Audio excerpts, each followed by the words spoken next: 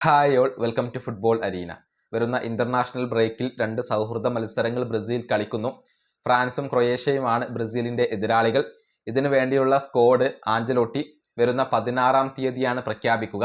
എന്നാൽ പരിക്ക് ഇപ്പോൾ ബ്രസീലിന് വലിയ തലവേദന സൃഷ്ടിക്കുന്നുണ്ട്. 8ഓളം താരങ്ങളെ ബ്രസീലിന് നഷ്ടമാകും എന്നാണ് റിപ്പോർട്ടുകൾ ചൂണ്ടിക്കാണിക്കുന്നത്. അതിൽ 5 താരങ്ങൾ ഇപ്പോൾ ഉറപ്പായും പുറത്തായിട്ടുണ്ട്.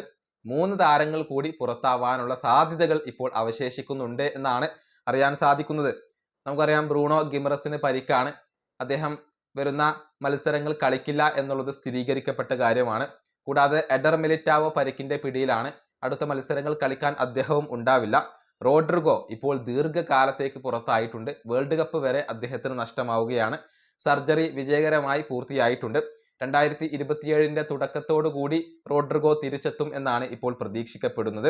കൂടാതെ വിങ് ബാക്ക് പൊസിഷനിൽ കളിക്കുന്ന വാൻഡേഴ്സൺ ഇപ്പോൾ പുറത്തായിട്ടുണ്ട്. അതുപോലെ തന്നെ കയോ ഹെൻറിക്കയും പുറത്തായിട്ടുണ്ട്. വാൻഡേഴ്സണ് ഇപ്പോൾ തൈ ഇഞ്ചുറിയാണ്.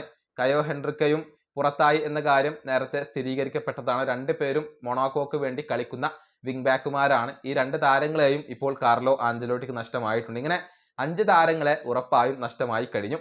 കൂടാതെ എസ്റ്റവായോ വില്യൻ ഒരുപക്ഷെ പുറത്തിരിക്കേണ്ട സാധ്യത ഇവിടെയുണ്ട്. കാരണം ചെൽസിക്ക് വേണ്ടി ഇപ്പോൾ അദ്ദേഹം കളിക്കുന്നില്ല. പരിക്കിന്റെ പ്രശ്നങ്ങൾ അദ്ദേഹത്തിനുണ്ട്. മടങ്ങിയെത്താൻ കഴിഞ്ഞിട്ടില്ല. ഗോൾ കീപ്പറായ ആലിസൺ ബക്കറിനും ഇപ്പോൾ പരിക്കാണ്. ലിവർപൂളിന് വേണ്ടി അദ്ദേഹം ഇപ്പോൾ കളിക്കുന്നില്ല. അതുപോലെ തന്നെ അലക്സാൻഡ്രോ റിബേറോ, അദ്ദേഹത്തിനും ഇപ്പോൾ പരിക്കാണ് എന്നാണ് അറിയാൻ സാധിക്കുന്നത്. റിബേറോ ഒരു ഘട്ടത്തിൽ ബ്രസീലിന് വേണ്ടി മികച്ച പ്രകടനം നടത്തിയിരുന്നു. പക്ഷേ പിന്നീട് അദ്ദേഹത്തിന് പരിക്കേറ്റു. പരിക്കിന് ശേഷം അത്ര സ്ഥിരതയില്ലാത്ത ഒരു പ്രകടനമാണ് അദ്ദേഹം നടത്തുന്നത്. അതുകൊണ്ട് തന്നെയാണ് കാർലോ ആഞ്ചലോട്ടി അദ്ദേഹത്തെ ഗൗരവത്തോടു കൂടി പരിഗണിക്കാത്തത്. ഇങ്ങനെ 8 താരങ്ങൾക്ക് വരുന്ന മത്സരങ്ങൾ നഷ്ടമായേക്കും എന്നാണ് ബ്രസീലിയൻ മാധ്യമങ്ങൾ ഇപ്പോൾ റിപ്പോർട്ട് ചെയ്യുന്നത്.